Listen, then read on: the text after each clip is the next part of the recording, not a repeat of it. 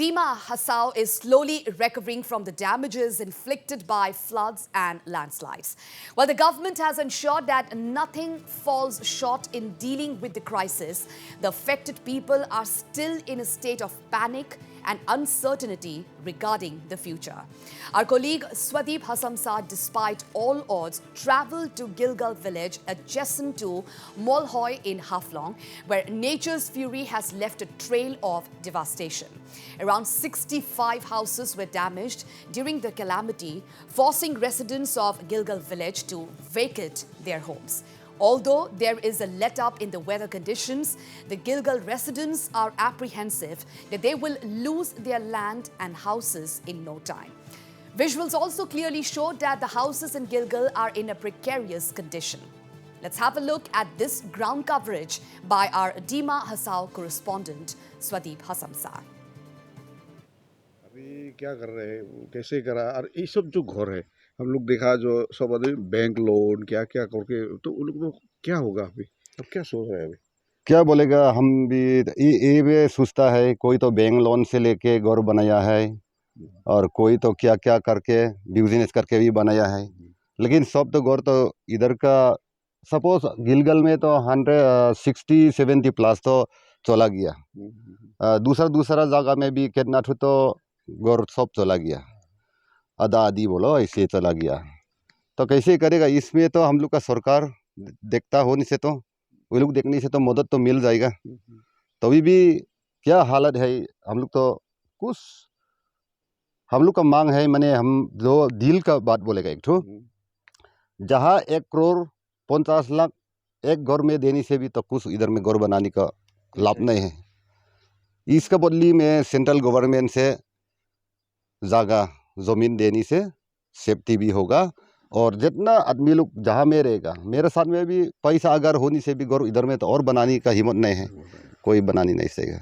हम लोग का जो है, हम लोग का तकलीफ़ है जो लैंडस्लाइड की वजह से हुआ है। यहाँ पे 103 घर है, तो बहुत तकलीफ़ भी मिल रहा है। अभी रहने के लिए घर भी नहीं है, ज़मीन भी नहीं है। अभी तो यहाँ पे स्कूल में हम लोग पढ़ा हुआ है यहाँ पे, और खाना पीना तो मिलता है, अब आज तक तो मिलता है, लेकिन आगे कल परसों आगे कैसा जाएगा, कैसा पढ़ाएगा बच्चा लोग भी, कैसा पढ़ाना है, हम लोग भी कैसा दिन गुजारना है, तो आज तक तो हम लोग सच में भी सोचने में नहीं सकता है।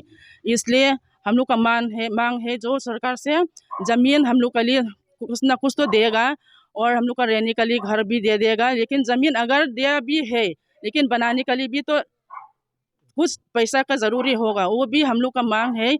सरकार से हम लोग को देने के लिए हम लोग मांगता है। डिमा हासाओ में लगातार बारिश होने का वजह से बहुत सारा जो है घर जो है बेघर हो गया है। उसके साथ साथ बहुत जगह में भूमिस्खलन होकर बहुत लोगों का घर जो है तोड़ दिया गया। उसके साथ इस वक्त हम मौजूद हैं मोलोई में। डिमा हासाओ का एक मोलोई एक ऐसा जहाँ टाउन है जहाँ मिनी हाफलोंग भी कहा जाता है। तो ठीक वैसा ही मैं इस वक्त जहाँ मैं खड़ा है, वहाँ पर गिलगल एक गांव है, मोलोई के अंदर में आते हैं। यहाँ का जो मोलोई एरिया में मोर देन 100 प्लस घर बेघर हो चुका है, मिट्टी की ज़मीन पर दब चुका है। किसी का लैंडस्लाइड हो गया है, किसी का घर टूट गया है। वैसा ही यहाँ पर अभी इन लोगों का जो भविष्य क्या होगा, अभी सवाल हो गया है।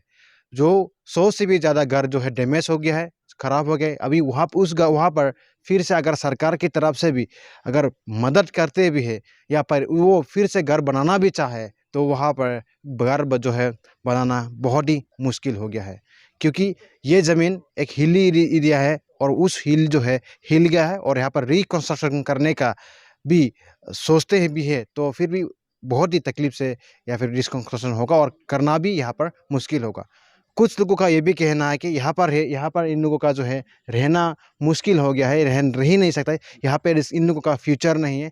तो उन लोगों का कहना ये भी है कि कोई दूसरी जगह पर एक रिप्लेसमेंट या फिर कुछ ऐसा प्लॉट या फिर कुछ ऐसा एरिया बना के सरकार की तरफ से अगर दे, तो बहुत ही इन लोगों का जो है यहाँ पे जो है जो बेघर हो गया, जिसका घर खराब हो गया, उन सभी का बहुत ही फ़ायदेमंद होगा।